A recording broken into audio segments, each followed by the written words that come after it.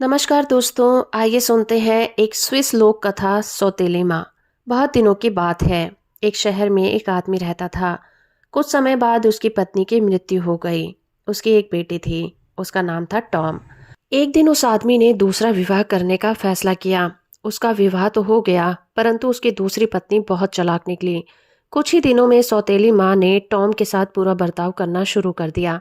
वो टॉम से सारा सारा दिन काम करवाती रहती और एक पल के लिए भी उसे खाली नहीं बैठने देती थी। इस पर भी कई बार वह टॉम को भोजन नहीं देती और बेचारी बिना कुछ खाए पिए ही सो जाती। इधर टॉम की सौतेली माँ ने यहाँ एक कन्या को जन्म दिया। उसका नाम कॉम रखा गया। टॉम अपनी छोटी बहन से बहुत प्यार करती थी, पर उसकी माँ को ये अच्छा नहीं लगता था। जब वो टॉम को लाडली बेटी कॉम के साथ बैठी हुई देखती तब वो बहुत गुस्सा करती और जाओ यहाँ से, सुबह से यहाँ बैठी हो कहकर वहां से भगा देती। कुछ दिनों बाद टॉम के पिता की भी मृत्यु हो गई। अब तो उसकी माँ का व्यवहार उसके साथ और भी बुरा हो गया था।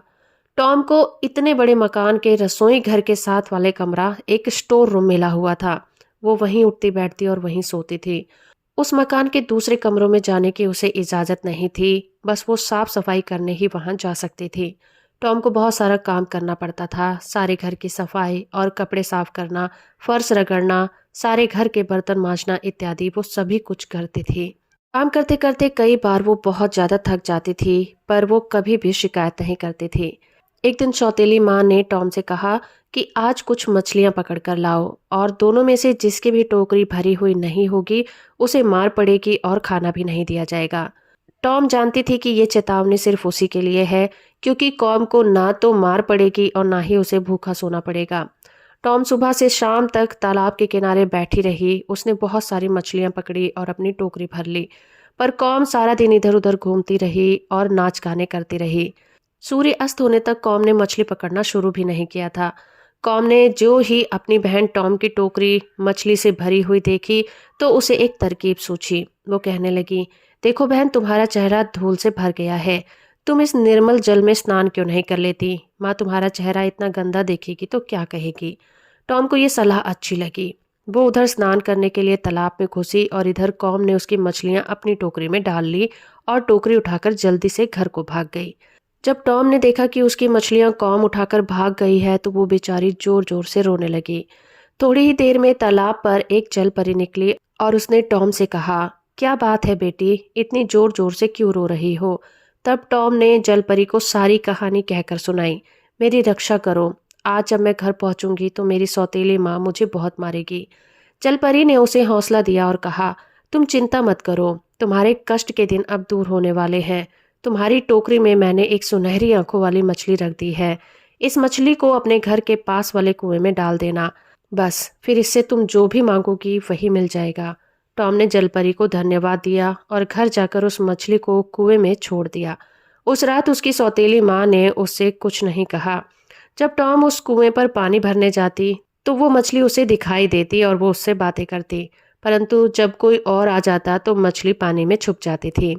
टॉम की सौतेली माँ को थोड़ा थोड़ा शक होने लगा था कि कुएं में जरूर कुछ है, जिससे टॉम एकांत में बातें किया करती है। इसी से उसने एक दिन टॉम को किसी काम से दूर भेज दिया। टॉम की गैर हाजिरी में सौतेली माँ ने उस मछली को कुएं से निकाल लिया। टॉम के लौटने से पहले ही उसकी माँ ने उस मछली को पकाकर खा लिया। जब टॉम वापस लौटकर कुएं पर गई और वहां पहुंचकर उसने मछली को बुलाया तो मछली नहीं आई। उसे कोई जवाब नहीं मिला। टॉम वहीं कुएं की दीवार पर सिर पटक पटक कर रोने लगी। फिर वहां जलपरी आई और कहने लगी, बेटी चुप हो जाओ, रोने से काम नहीं चलेगा। उस मछली को तुम्हारी सौतेली माँ ने मारकर खा लिया है। उसने मछली की हड्डियां सामने के मैदान में फेंक दी हैं। तुम उन हड्डियों को उठाकर अपने कमरे में दफना दो। बस फिर तुम्हें किसी प्रकार का कष्ट नहीं होगा। टॉम ने वैसा ही किया।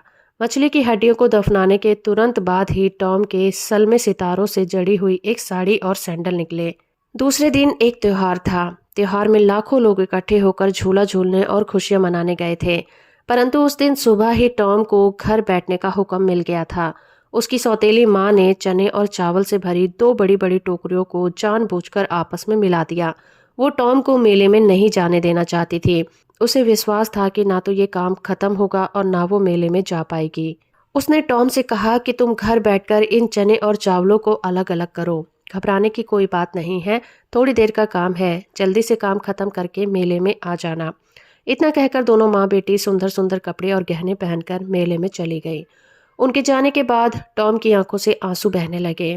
वो मेले में सज धज कर जाना चाहती थी, पर मन ही मन कई बार सोचती कि जब दोनों ही एक बाप की बेटी हैं तो उसमें और मुझ में अंतर क्यों।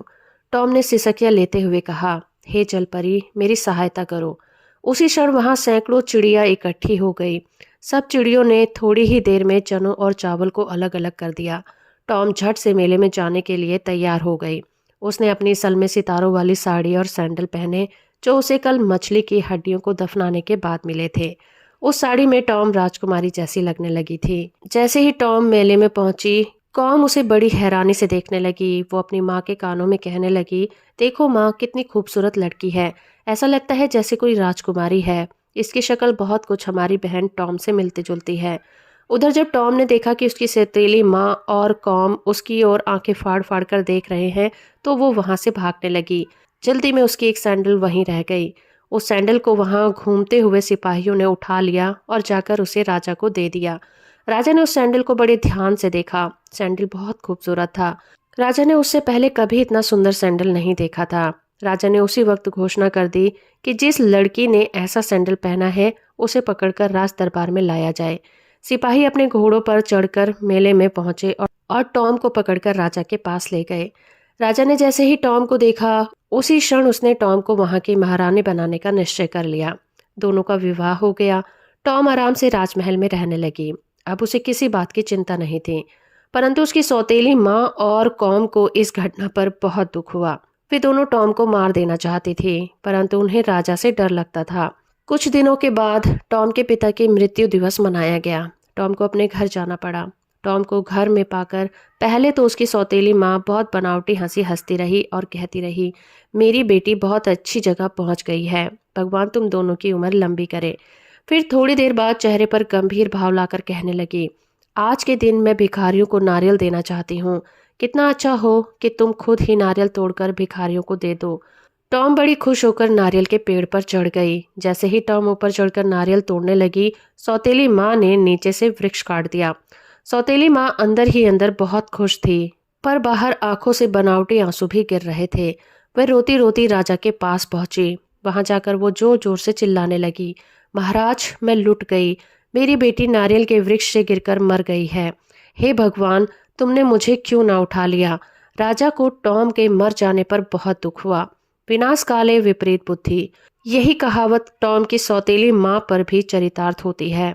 टॉम उस वृक्ष से गिरकर बेहोश हो गई थी। उसकी मृत्यु नहीं हुई थी। टॉम को एक बूढ़ी स्त्री उठाकर अपने घर ले गई। उस बूढ़ी स्त्री की कोई संतान नहीं थी। उसने अपनी सारी पूंजी लगाकर टॉम का इलाज करवाया। टॉम कुछ ही दिनों में अच्छी हो गई। दूसरी ओर सौतेली माँ चाहती थी कि किसी तरह से राजा उसकी बेटी कॉम के साथ मैरिज कर ले, उसकी बेटी महारानी बन जाए। राजा ने इस पर कोई आपत्ति नहीं की और कॉम से शादी कर ली। एक दिन राजा जंगल में शिकार खेलने गए। शिकार खेलते खेलते रात हो गई। राजा रास्ता भूल गया था और उसे जंगल में ही रात बिताने का निश्चय किया।